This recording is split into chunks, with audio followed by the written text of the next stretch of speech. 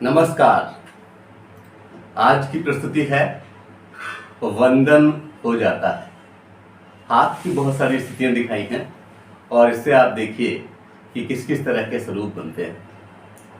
भारत में हम प्रारब्ध पर यकीन करते हैं और इसीलिए इसकी शुरुआत इस तरह से हो रही है कि जब प्रारब्ध के फलने से शिशु आगमन हो जाता है, जब प्रारब्ध के फलने से शिशु आगमन हो जाता है, माता पिता के चिंतन से कर्मों का वरण हो जाता है। जब घर में पहला शिशु आता है तब दायित्व बोध हो जाता है और माता और पिता दोनों अपने कर्तव्यों के प्रति समर्पित हो जाते हैं। इसलिए कहा कि जब प्रारब्ध के फलने से शिशु आगमन हो जाता है, माता पिता के चिंतन से कर्मों का वरण हो जाता है, दोनों हाथों के जुड़ने से देखो वंदन हो जाता है, दोनों हाथों के जुड़ने से देखो वंदन हो जाता है। अब अगर मान लीजिए हाथ की स्थिति में परिवर्तन आ जाए और ये दोनों हाथ न जुड़े, तब क्या स्थिति है, इसको दिखाने का प्रयास है। केवल एक हाथ के चलने से वह तो थप्पड़ हो जाता है, केवल एक हाथ के चलने से वह तो थप्पड़ हो जाता है। क्रोध संचरण हो मन से प्रेम विघटन हो जाता है, क्रोध संचरण हो मन में प्रेम विघटन हो जाता है। जब कहीं इस तरह से थप्पड़ वगैरह की बात आती है तो उसके साथ में क्रोध भाव अपने आप जुड़ा हुआ होता है। इसलिए कहा कि केवल एक हाथ के चलने से वह तो थप्पड़ हो जाता है, क्रोध संचरण हो मन से प्रेम विघटन हो जाता है, दोनों हाथों के जुड़ने से देखो वंदन हो जाता है, दोनों हाथों के जुड़ने से देखो वंदन हो जाता है। एक और स्वरूप दिखाने का प्रयास है। अंगुष्ठ उंगलियां कसने से मुष्टिका स्वरूप हो जाता है, अंगुष्ठ उंगलियां कसने से मुष्टिका स्वरूप हो जाता है। क्रोध धधकता नेत्रों से प्रेम भाव भी खो जाता है, अंगुष्ठ अंगुलियां कसने से मुष्टिका स्वरूप हो जाता है, क्रोध धधकता नेत्रों से प्रेम भाव भी खो जाता है और दोनों हाथों के जुड़ने से देखो वंदन हो जाता है। हाथ की ही विभिन्न स्थितियां हैं, कभी वह थप्पड़ के स्वरूप में हो जा रहा है और कभी वह मुष्टिका के स्वरूप में, और दोनों स्थितियां इस तरह की हैं जो कि आवश्यक नहीं है। इसलिए कहा कि अंगुष्ठ उंगलियां कसने से मुष्टिका स्वरूप हो जाता है, क्रोध धधकता नेत्रों से प्रेम भाव भी खो जाता है, दोनों हाथों के जुड़ने से देखो वंदन हो जाता है।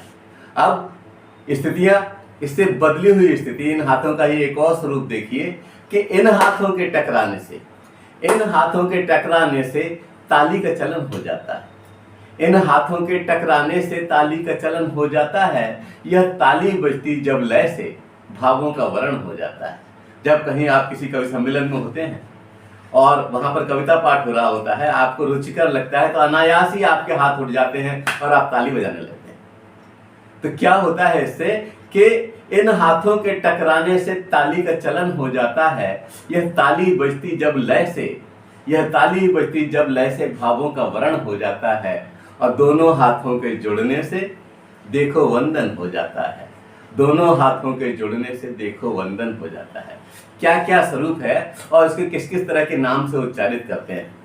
आप देखिए कि दाएं बाएं इन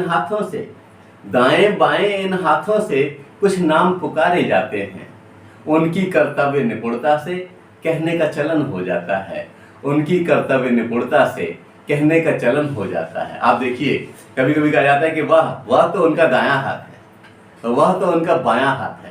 आप देखिए वो जो नाम होता है वह नाम तिरोहित हो जाता है और हाथ वहां पर भी इस्तेमाल होने लगता है। तो दाएं बाएं इन हाथों से कुछ नाम पुकारे जाते हैं, उनकी कर्तव्य निपुणता से कहने का चलन हो जाता है, दोनों हाथों के जुड़ने से देखो वंदन हो जाता है, दोनों हाथों के जुड़ने से देखो वंदन हो जाता है।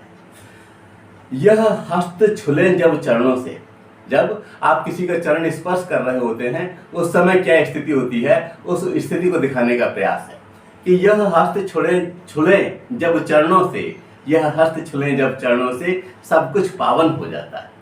यह हस्त छुलें जब चरणों से, सब कुछ पावन हो जाता है। शक्ति मिलती उन चरणों से, आशीष वरण हो जाता है। जब हम अपने माता पिता के चरण स्पर्श करते हैं, जब हम अपने किसी अग्रज के चरण स्पर्श करते हैं, जब हम अपने गुरुओं के चरण स्पर्श करते हैं, तो उनसे हमें क्या मिलता है? शक्ति का संचरण हो जाता है पूरे शरीर में और एक विशिष्ट प्रकार की शक्ति मिलती है। आजकल तो लोग घुटने आदि का स्पर्श करने लगे हैं, जो कि उचित नहीं है। चरण स्पर्श का मतलब ही अलग है और वह स्नेह, वह प्रेम, वह शक्ति संचरण सब कुछ उससे प्राप्त होता है, क्योंकि ये अंगुलियां गेनर होती हैं, ये लेती हैं और बाकी इसे देने वाले होते हैं। तो जिसके चरण स्पर्श किए जाते हैं उससे शक्ति दूसरी ओर चली जाती है। इसलिए कहा कि यह हस्त छुलें जब चरणों से, सब कुछ पावन हो जाता है। शक्ति मिलती उन चरणों से, आशीष वरण हो जाता है। दोनों हाथों के जोड़ने से देखो वंदन हो जाता है। दोनों हाथों के जोड़ने से देखो वंदन हो जाता है।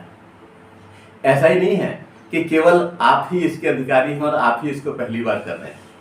बहुत सारी जगह देखने को मिलता है कि जब हाथ जोड़े उठ श्रद्धा से, जब हम ईश्वर से कुछ मांग रहे होते हैं, अनायास उससे कह रहे होते हैं कि भगवान मेरी ये दुआ है और इस दुआ को कबूल करना, तब क्या होता है कि जब हाथ उठे, जब हाथ जुड़ उठे श्रद्धा से, दुआ का मन हो जाता है।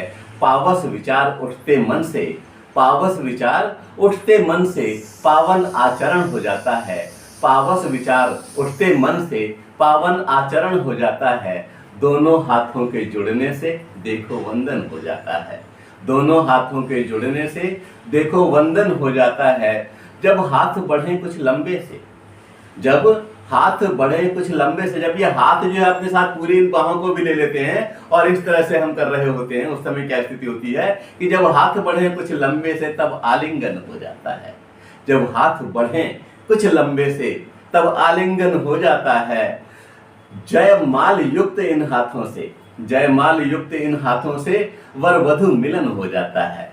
जब इन हाथों से हम जयमाला डाल देते हैं वधु के गले में और वधु वर के गले में डाल देती है, तब क्या स्थिति होती है उसे दिखाने का प्रयास है कि जब हाथ बढ़े कुछ लंबे से तब आलिंगन हो जाता है। जयमाल युक्त इन हाथों से वर वधु मिलन हो जाता है। दोनों हाथों के जुड़ने से देखो वंदन हो जाता है। दोनों हाथों के जुड़ने से देखो वंदन हो जाता है। इन हाथों के स्पर्शों से मृदुता संचरण हो जाता है। जब आपका अपना कोई स्टूडेंट हो, आपकी बेटी हो, बिटिया हो, कोई भी हो, और जब हम उसके माथे पर स्नेह से हाथ फेरते हैं तो आधे उसके संताप तो अपने आप ही तिरोहित हो जाते हैं। इसलिए कहा कि इन हाथ के स्पर्श में बहुत शक्ति है। इन हाथों के स्पर्शों से मृदुता संचरण हो जाता है।